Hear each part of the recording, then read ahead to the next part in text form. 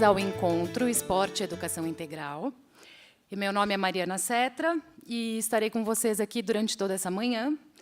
O encontro tem o objetivo de inspirar reflexões sobre a contribuição do esporte para o desenvolvimento integral de crianças e adolescentes, considerando as relações com a escola, família e comunidade.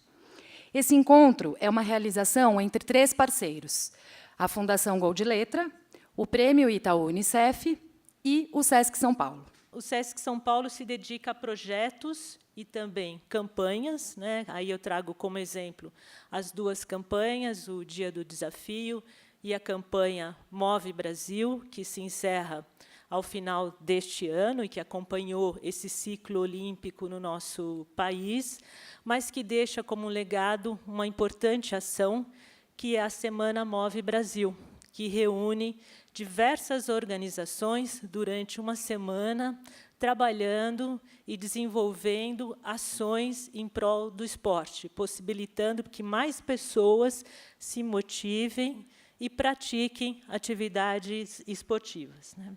Nos nossos programas de esporte, em especial no nosso programa SESC de Esporte, a gente oferece aulas gratuitas para crianças, jovens, adultos e também idosos.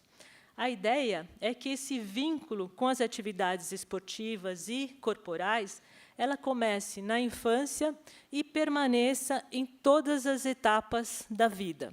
Eu espero que o conteúdo aqui abordado possa contribuir para a ampliação de saberes, a qualificação de iniciativas que já realizamos e a criação de momentos favoráveis de elaboração de novas propostas em prol do desenvolvimento do esporte, mas aí nós estamos falando especialmente desse esporte que acreditamos muito importante, que é o esporte educativo.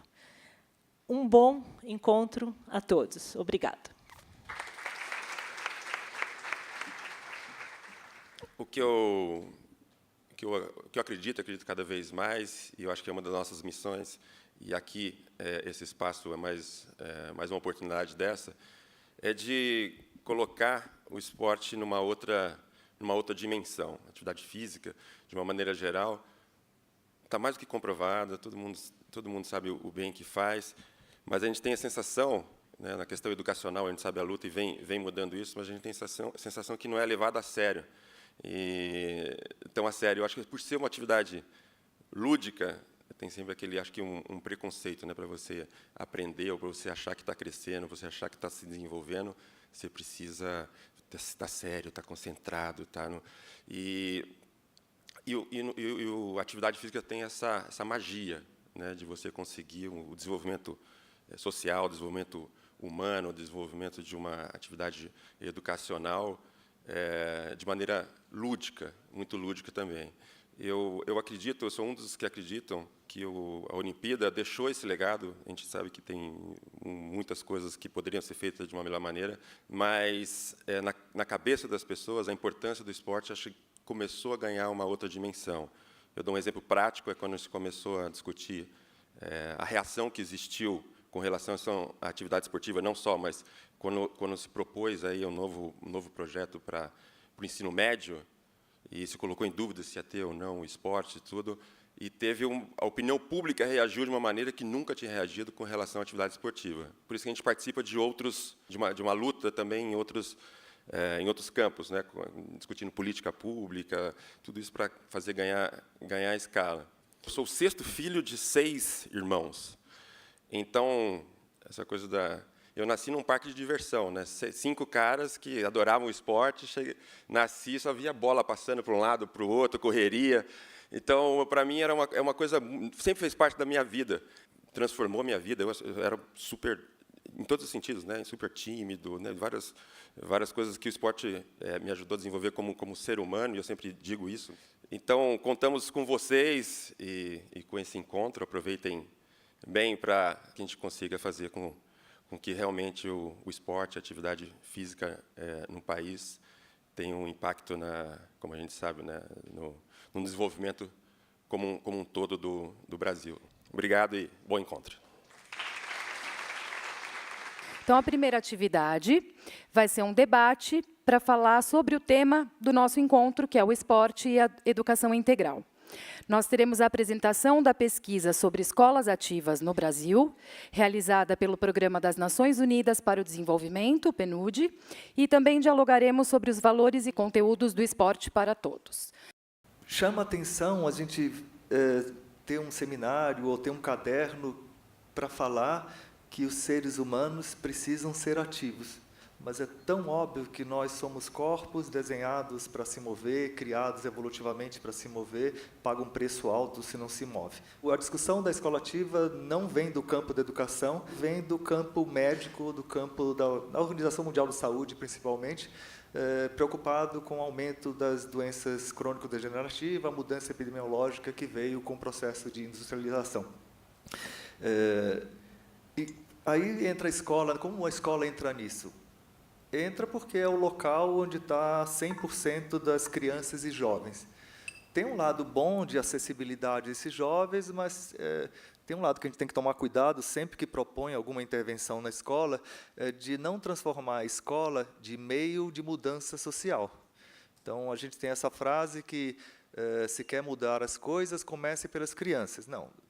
Historicamente está demonstrado que a gente quer mudar as coisas, começam por nós, que somos adultos políticos, que podemos mudar o mundo. A escola vem, não a reboque, mas ela se insere nessa sociedade que quer mudar. Então, se a gente quer que as escolas sejam ativas, a nossa vida tem que ser ativa. A escola ativa é a escola que permite as pessoas se movimentarem nela. Não só esporte, mas sim bastante esporte, porque ele tem um significado muito importante para a nossa formação como pessoa, mas também atividades físicas que aparentemente sem significados, como subir escadas, etc. Uma escola ativa deve permitir, deve até mudar os móveis para as crianças possam ter um sentar mais dinâmico. As aulas devem ser interrompidas para que as pessoas se espreguicem. Uma frase simples, é uma escola que aceita essa condição humana, que nós somos corpos que se movem, que esse corpo tem que entrar na escola se movendo, em todos os minutos, não só na educação física, no extracurricular, no esporte, mas em todos eles. A visão que a gente tem de aprender cognitivamente é que o corpo precisa ficar imóvel, mas isso é uma crença, porque não tem nenhuma evidência que a gente precisa ficar estático para a mente funcionar melhor. Mas a gente pegou essa crença que vai.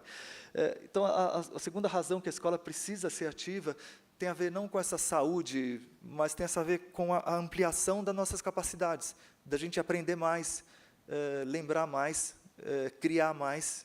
Para isso, a gente precisa estar ativo. A terceira coisa que a escola precisa ser ativa é porque nós temos, ao longo da história, uma tradição com envolvimento com práticas esportivas que nos constitui como humano. Isso não sempre existiu.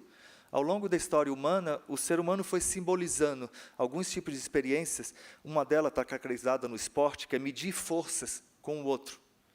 Se você lê livro antigo, romance antigo, está sempre ressaltado o papel da guerra na formação das pessoas.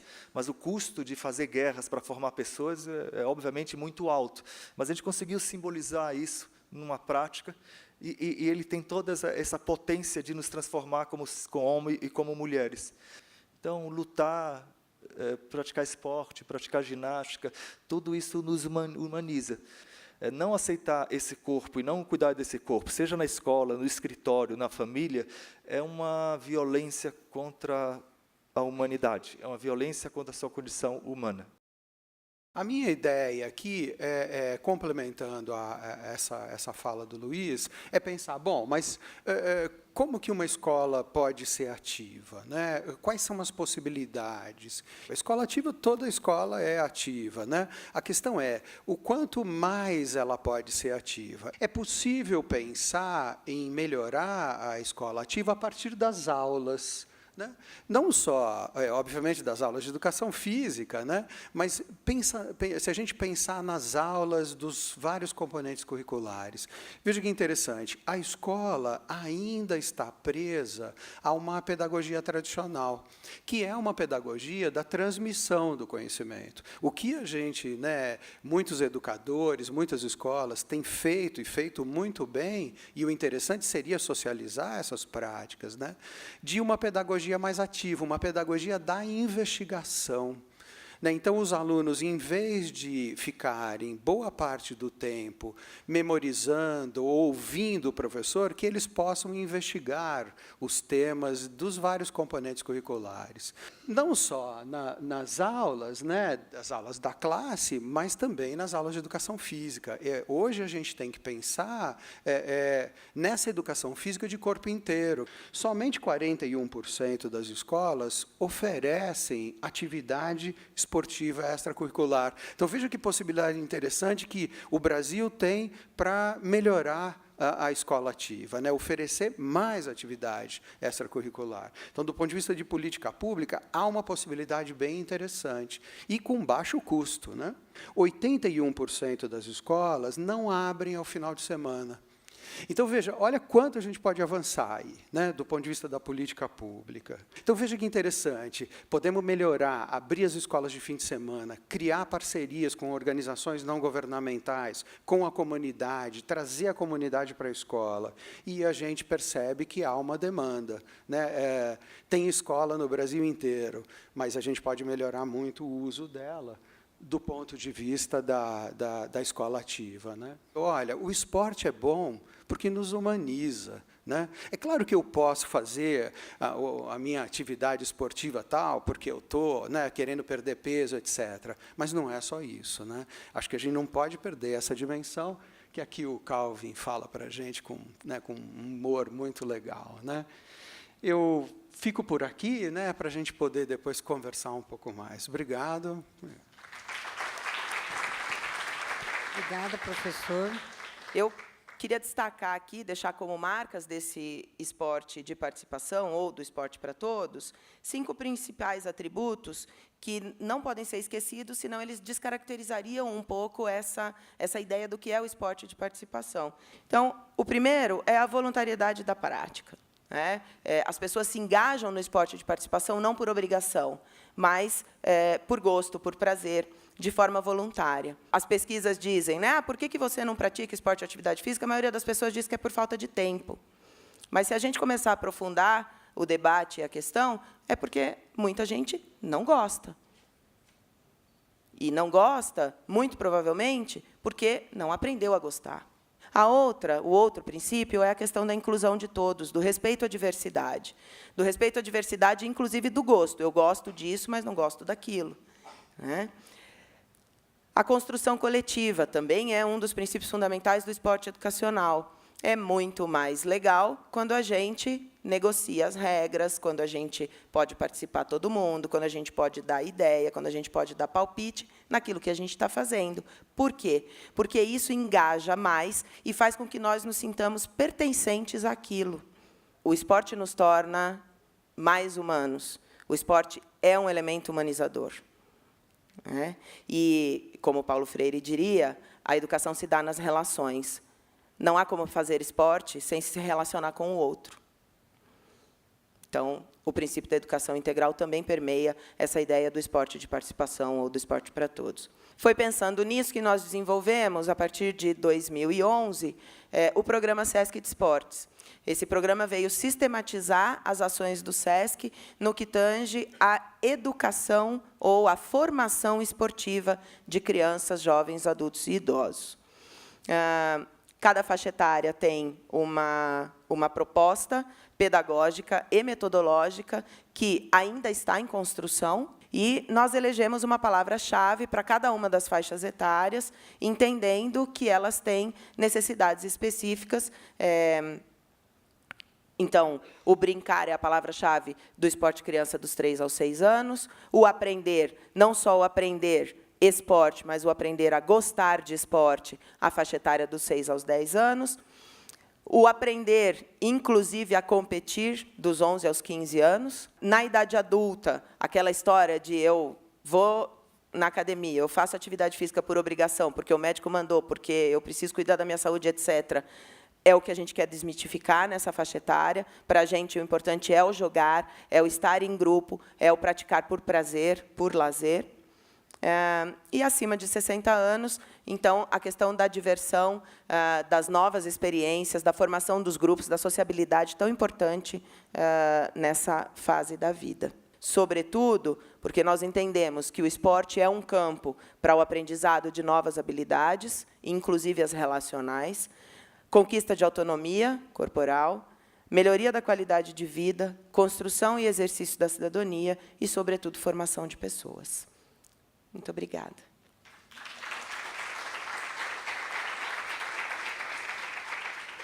As cidades precisam ser ativas. Se as cidades não forem ativas, as possibilidades das escolas serem ativas ficam seriamente restritas. Não tem o que fazer. Então, tem que ter uma mudança da cidade inteira. Não tem, as calçadas tem que ser uma experiência estética. Andar, conceber uma cidade com os espaços públicos para a gente se encontrar. A gente não tem esses espaços públicos, as calçadas não tem as praças, não precisa mudar isso. O prefeito precisa fazer isso. A ideia é mapear esse entorno, a comunidade escolar e a não escolar, e, a partir daí, construir projetos. Né? Projetos que, obviamente, vão ter que dialogar com a infraestrutura, com as possibilidades que a escola tem. A escola ativa é um comportamento, é um jeito de viver. O jeito de viver não se ensina como conteúdo, se compartilha. Então, as escolas têm que ficar ativas, todo mundo. Então, tem muito investimento com design ativo de móveis. Então, muitas pessoas põem agora mesas altas e que a reunião é em pé. E as pessoas se reúnem em pé. Existe a necessidade da mudança de todo um paradigma educacional, né? De que, na escola, a gente aprende os conteúdos vinculados às questões intelectuais e o corpo colocado em segundo plano. A quebra do paradigma cartesiano de que nós somos um corpo, nós não temos um corpo, e que, portanto, sem o corpo e a comunicação do corpo com o mundo se dá pelo movimento, não existe comunicação com o mundo. Né? E aí, agora, com a medida provisória da retirada das artes, da educação física e do sociologia e filosofia do ensino médio, a gente fica pensando, oi? Tem alguma coisa, tem um gap aí que ainda não está muito claro, sobretudo no Brasil. Muito preocupante isso. Né? Mais uma vez, o entendimento de que essas coisas não são importantes para a formação dos indivíduos. Eu vou mudar um pouco o protocolo aqui, porque, inspirada pelo que o Luiz falou, eu acho que a gente podia só levantar um pouquinho, dar uma espreguiçada, dar um abraço no colega do lado, sorrir, mexe a boca, só para a gente se preparar para a continuidade aí, né?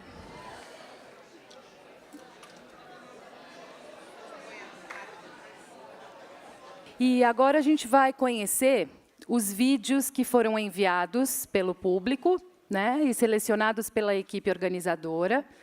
E também nós teremos uma conversa sobre o papel das organizações da sociedade civil na iniciação e desenvolvimento esportivo. A justificativa de ensinar esporte para as crianças é dar a possibilidade de a gente humanizar as relações.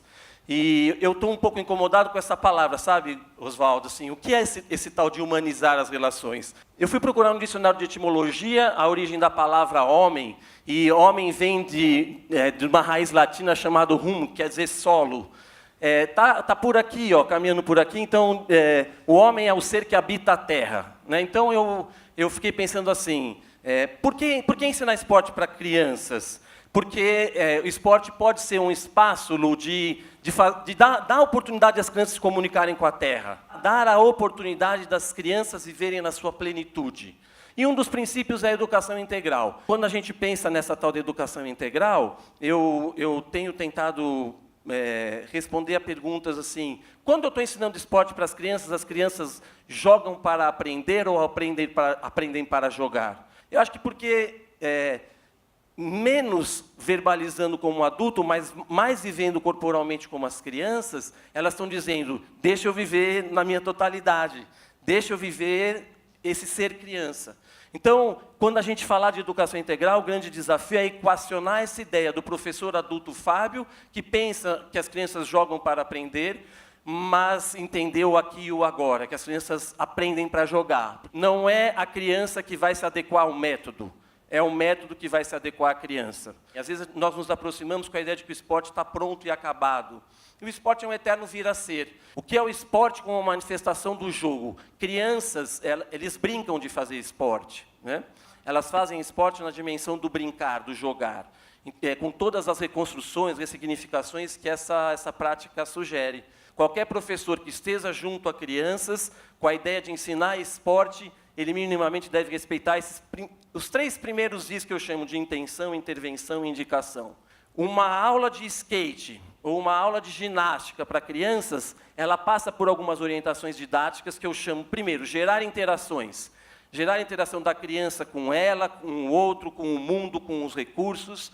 Provocar conflito, porque é do conflito que provavelmente vem a compreensão, e promover uma ajuda ajustada. Quer dizer, esse conflito nem muito fácil, nem muito difícil, de possível resolução, mas que exija das crianças um bom exercício mental e corporal. Essa ideia do esporte e educação integral é o esporte enquanto um espaço onde eu consigo construir a minha identidade. Agora, eu não construo a minha identidade sem estar com o Luiz, sem estar com o Oswaldo. E nessa perspectiva de construção da identidade, eu me tornar um sujeito mais autônomo, né?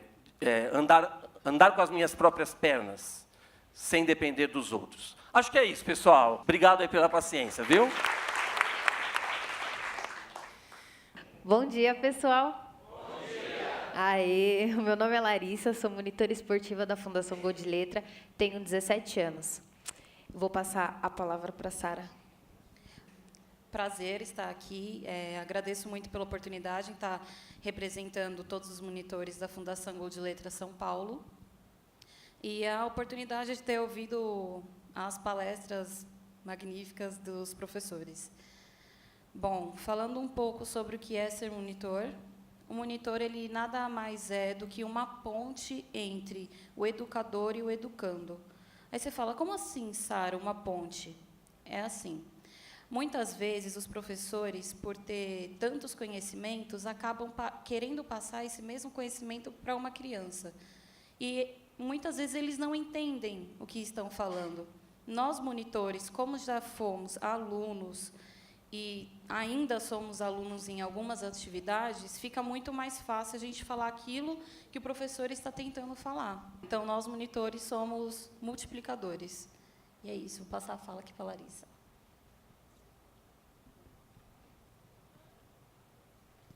Eu vou ficar em pé. Eu vou passar alguns vídeos selecionados para vocês. Meu nome é Salwa, eu nasci no Líbano e vim para cá quando eu tinha 1 ano de idade, agora eu tenho 15. Eu faço parte do programa Estrelas Futebol. E desde pequena, eu sempre tive vontade de jogar futebol, sempre gostei, mas na escola, principalmente, havia muita discriminação, não deixavam jogar, xingavam e eu ficava com medo. Quando eu entrei no Estrela do Futebol, ele me trouxe amizades, vários conhecimentos e eu vou levar isso pro resto da minha vida. Bom, o esporte ele começou a entrar na minha vida a partir do momento em que eu tomei a decisão de deixar a minha história, um legado aqui na Terra.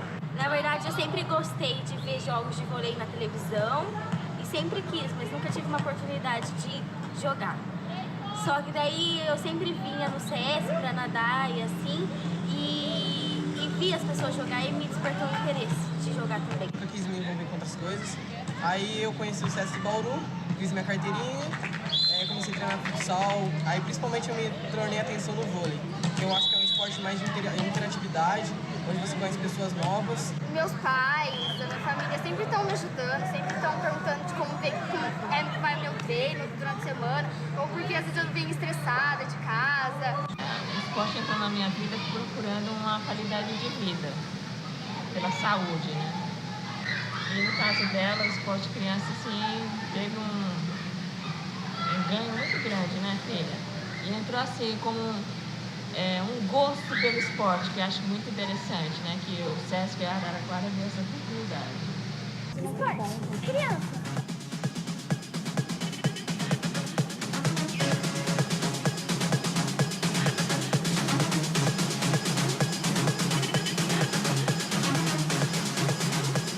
O esporte entrou em minha vida aos 10 anos e não saiu mais.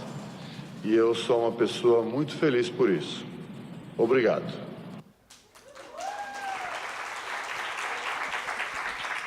Meninas, obrigada. A ideia da gente trazer esses vídeos e esse debate é um pouco de trazer o que a gente faz lá na ponta, no nosso dia a dia, para dentro de um espaço de debate, né? Foi muito gostoso receber os vídeos, foi muito gostoso conversar com as pessoas por e-mail, então é bem gostoso essa interação, de a gente romper um pouco essas barreiras, né, entre quem está ouvindo, quem está falando, está todo mundo, de alguma forma, falando e talvez representado nesses vídeos também, né? Todos aqui, imagino que têm a sua vivência prática lá na ponta. Então, a gente tem usado o chavão de que, em 1990, vamos tirar as crianças da rua. A gente está no chavão contrário, vamos colocar as crianças e as famílias na rua.